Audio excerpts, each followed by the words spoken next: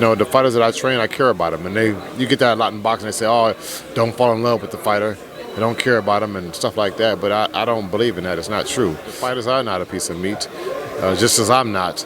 I can remember Emanuel telling me stories of how he never wanted to turn professional because he didn't trust the management and promoters and things like that. He couldn't find somebody that that he felt comfortable with. And he was asking you about one of Emanuel's fighters, and you said you would see his fighters in the gym, but you were taught never mess with another man's fighter, just as you wouldn't mess with another man's woman. Where does that come from?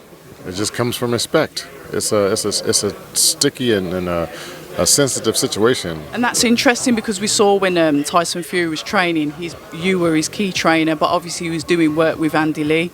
That relationship then between two coaches, two experienced coaches, coaches that understand the game, how does that relationship work? And I'm asking this because you will be training alongside Joby Clayton for a young Ben Whittaker. For me,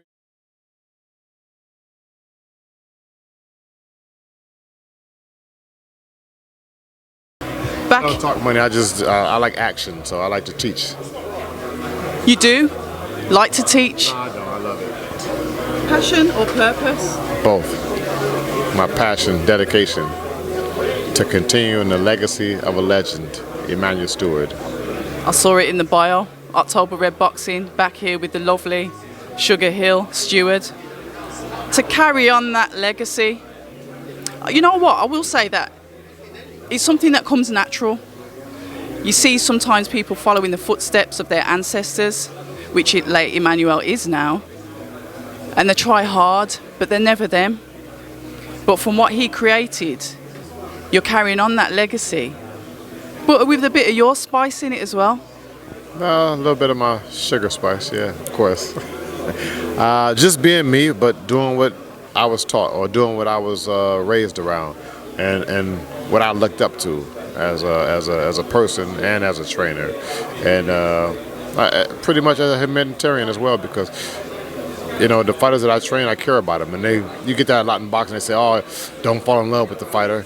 I don't care about them," and stuff like that. But I don't believe in that. It's not true. It shouldn't be that way because they're human beings. And if I was a fighter, I would want somebody to treat me with respect and to feel that way about me, like care about me. Is that something that Emanuel was like as well as a trainer? I know you've mentioned the word family, which is important, and I like that because you're not treating your fighters like a bit of meat, like some profit. You don't just hang on to a fighter and think, this is the next big thing, I'm going to eat well, as in get money off them. You sound like you want to nurture them and grow them. I don't know, it's like you're planting something in the garden and you're waiting for it to grow.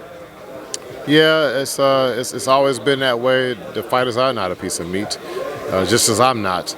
I can remember Emanuel telling me stories of how he never wanted to turn professional because he didn't trust the management and promoters and things like that. He couldn't find somebody that that he felt comfortable with, and for him, training fighters and managing them, and he felt he treated them the same way that he wanted to be treated, pursuing his boxing career. So one of the easiest ways to treat somebody is always treat them the way you want to be treated. If there's a decision you have to make on that person, would you be okay with that decision being made upon you? Simple. It is. It's a good philosophy to have. He was quite strict in the corner as well. I liked his style. I think if I was a boxer, I'd need somebody like that to shout at me, to tell me to, slap me in my face, even to wake me up. That style of his, obviously we've got the crunk. Where did he get that style from? Who did he learn from? He probably got it from my grandmother and great-grandmother, probably slapping him around when he was a young boy, keeping him in line because those are the women that raised him. Oh, wow. Okay. So that's the style that he gets from them? Probably so, because I got a piece of it when I was growing up, being raised by my mother, grandmother, and great-grandmother, and then later on in my life, probably about 25 years old, that's when I spent a lot of time with Emanuel. I had just joined the police department. I moved back in with Emanuel. I had lived with him previously in high school, but he was always traveling, so we didn't get to spend that much time together growing up. I remember the times when I was a young boy and he was just traveling with the amateur team, but he moved on to Thomas Hilmer Kenty, Tommy Hearns, Milton McCoy, Jimmy Paul, those guys being world champions, Dwayne Thomas. So yeah, the time that we spent together later on meant a lot to me as far as a positive male figure being in my life, and taught me how to shave and just whatever a man's supposed to teach another young man. How important is it to have that important role model? Like you said, with Emanuel, he had his mother and his grandmother. Those are the key important people in his life. So then switching that round, the values, the core values that they gave you, to then become that positive role model. I think it's important, and it's showing now, being raised pretty much the same way he was raised, same values and things like that. And I'm here now. I'm still doing things that Emanuel taught me as well, and the tradition and the family legacy lives on. I was saying that I watched an interview that you did with another boxing journalist, and there was something that stuck out to me, and he was asking you about one of Emanuel's fighters, and you said you would see his fighters in the gym, but you were taught never mess with another man's fighter, just as you wouldn't mess with another man's woman. Where does that come from? It just comes from respect. It's a sticky and a sensitive situation with fighters and with trainers and their fighters. Me, I don't have that problem. I'm secure with myself, but some men are secure with their relationship with their woman or wives or girlfriends, whatever.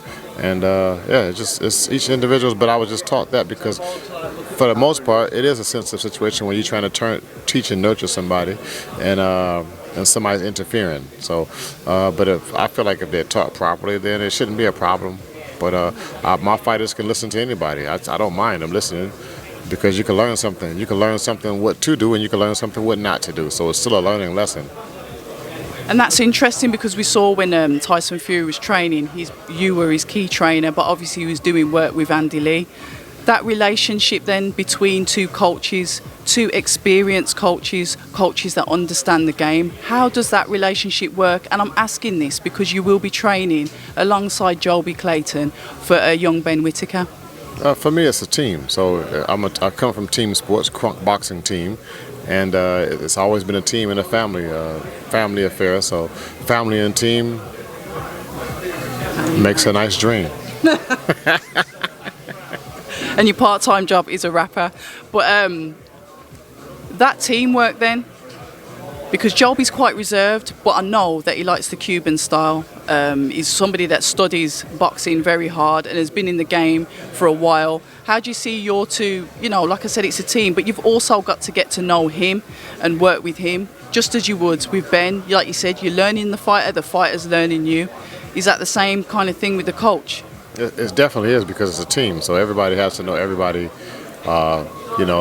in this event, in this journey. So we'll see what happens when we get there. But I don't see it a problem. I've never had a problem with training with or alongside or being under somebody else. Not a problem for me.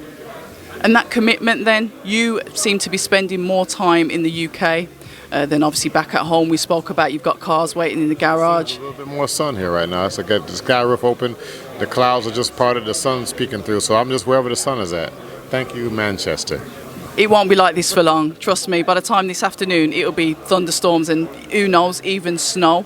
So the sun will come out tomorrow. Bet your bottom dollars that tomorrow. What a character. I can't believe that you were in the police for, nearly 12 years. Was that like an escape when you got from there? No, it wasn't an escape. It wasn't like an escape from Alcatraz or something. It was, I enjoyed it. It was nothing that I had planned on doing, but just something, opportunity that presented itself, and I found it to be a great opportunity, and I'm happy I went through that journey. Has it benefited you, like in boxing, would you say? Because sometimes you can get, like, police and boxing seem to have, like, a little bit of a close relationship. We know that Muhammad Ali, as he was Cassius Clay, his first trainer, I believe, was a police officer as well. There seems to be a link with the police and boxing, or, I don't know, would you beg to differ? I mean, you can say that, because from my understanding and what I believe and have saw, like boxing is pretty much sometimes a last alternative for people to get their lives together, and something that that can help them out. And sometimes it's suggested by a police officer, hey, why don't you go to a gym? You're out here fighting in the streets all the time. So it's just a caring police officer, someone caring that made a suggestion, and just happens to be police officers. But from my experience of being a police officer, it allows me to have been around a lot of different lifestyles and cultures to understand them better, and to be able to take that, what I've learned as a police officer, into training and helping fighters to become world champions and superstars.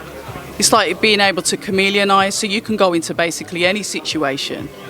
And kind of like you said, you're constantly learning from people, and then you learn about those different cultures. You learn how different people speak, how they act, certain things you might be able to see before, say, somebody that you work with, a family member. You'll pick up on things because you've been exposed to that. Yeah, you can say that. I'm like Lawrence Fishburne in Deep Cover. Oh, God, yeah, now we're going back. Well, listen, I'm going to let you get off. There's loads more that I want to pick your brains on, but no doubt I'll see you in the coming weeks. Well, I know we both got abs in common. Yours are better than mine. Hey, listen, I don't want to get into that. Just say we both got abs. Until the next time, thank you so much. Thank you for your time, and I enjoyed the questions. So it's the questions not challenging, but they're good, good knowledgeable questions that you get a good answer from. So I enjoy even talking to you and answering those kind of questions. No, I appreciate it. I'm learning. You guys teach me. I'm doing this because I'm creating a library. The library will become of fighters, of trainers, of promoters, and it will be their story. So in years to come, you can look back, your kids can look back, kids, whoever, go back in time and look at what Sugarhill was doing at that moment. Standing right here at this BOXXER Series Cruiserweight. Standing right here at this BOXXER Series Cruiserweight tournament, where it's 3 rounds.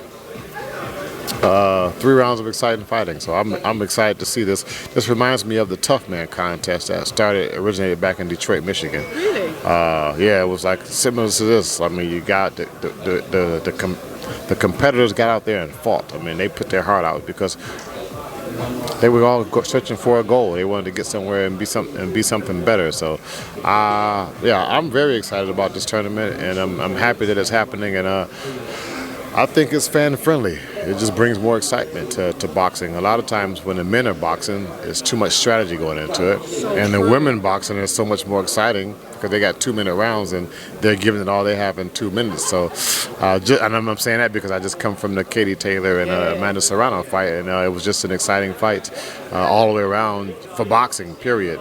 And it was done on the stage with the women, so I'm very happy for that because I've trained female boxers, national champions, women, LaTanya King, Alicia Boyd, Kara Rowe, and to name a few, those fighters were like a part of my foundation and me starting, and those fighters winning national champions and things like that when women boxing wasn't that popular. So yeah, to see it from watching them, to seeing it now as a main pay-per-view, it's fantastic. You know what? That actually excites me to think about a female Kronk-style fighter that has literally made the hair stand up on the back of my head. We've got them. We've had them. Those girls, LaTanya King and Alicia Boyd, when they first started, they were going to the tournaments and they were like, wow, they fight like little men. And that's how they fought. They were in the gym with them. So they had a totally different style than any other female boxer at that time, like 2002, 2003. And they making me get goosebumps and stuff now. Hi, and thank you for watching October Red Boxing. Like, subscribe, and tap the bell for notifications. You can also find us on Instagram at October Red Boxing and on Twitter, October Red UK. And remember, at October Red, we stay ready.